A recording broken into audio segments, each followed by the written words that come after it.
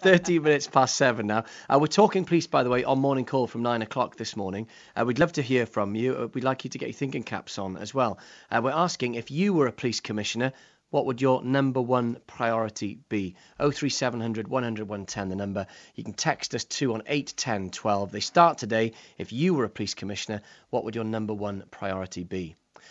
Right, David Cameron is in Brussels for 2 days of intense negotiations over the EU budget for the next 8 years. Mr Cameron is pushing for a real terms freeze in spending, which is backed by some of the EU's other big economies like Germany.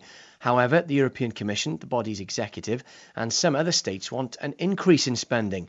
Mr Cameron's also under pressure back home after the House of Commons backed a cut rather than a freeze.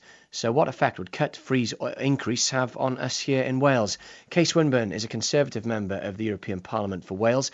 Jill Evans is a Plaid Cymru MEP and also party president. Good morning to you both. Good morning. Jill Evans, first of all, it can be quite hard to quantify, can't it, how being a member of the EU trickles back down in terms of benefits to the average man or woman on the street. Is there a ballpark figure? Is it possible to quantify? Well, I've been asking for a figure from the Welsh Government and others in Wales for some time, and nobody seemed to be able to come up with a figure. So I've been doing research over several weeks now, looking at all the funds that Wales gets and comparing that with what we individually as people put into the EU budget as part of the UK. And actually, Wales, every person in Wales benefits by about £40 a year through our membership of the EU because of all the investment we get into Wales. It's probably actually higher than that because it's not possible to break down every possible funding stream that comes to the UK. So what's the right course, do you think, then? Wales benefits. Freeze, cut or increase then? What's the right course? If there's a cut, then Wales will lose out because the areas that are being targeted for cuts, particularly by the UK government, are agriculture funding and regional funding. And we know how much Wales benefits from regional funding,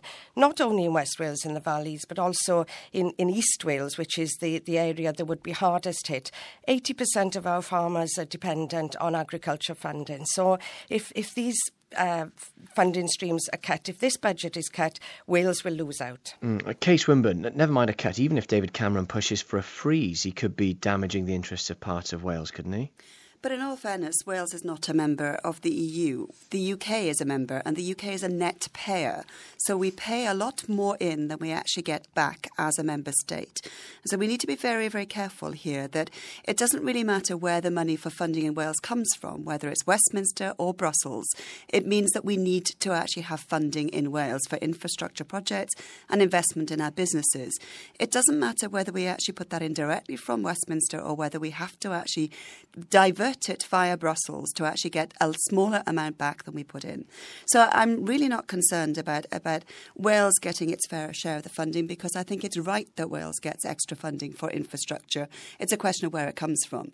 In terms of the EU budget, however, there are major inefficiencies at the moment within the EU budget. And I would like to see the EU recognise that every other member state is making cuts to their administration budgets in particular. And I would therefore like to see the Commission accept this and take what is a very overinflated budget right now with overinflated salaries and pensions and actually take their share of the pain that Europe is taking. So there's room for manoeuvre is what you're saying then? There's a very large pot of money that could actually be trimmed from the budget with no front-end effect.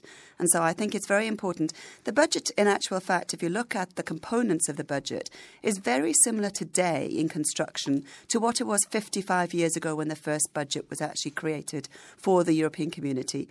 I'm a little concerned that our priorities have not changed. And so we need to look at reforming the budget, to look at where we can actually invest for jobs, growth, and for various things that are really important to get competitiveness up across all 27 member states. And Jill Evans, it is difficult, isn't it, to sometimes impress upon people the relevance of the EU to everyday life. If they were to increase the budget, which the Commission wants, which some states want as well, they'd look increasingly out of touch, wouldn't they, at a time when national governments, the UK included, is actually cutting back? Well, there are certainly areas that we can cut in the EU budget. We are sitting here in Strasbourg. The Parliament moves between Brussels and Strasbourg, which costs us millions of pounds a year, and it's crazy. That should certainly be cut, and there are other things that should be cut. But what the governments are looking at is cutting the funding that Wales benefits from. We've had enough of cuts in Wales. We know if the decision was up to the UK government, we'd have even more cuts. What we want is investment in jobs, in communities, for our universities, in research and so on, that will benefit Wales.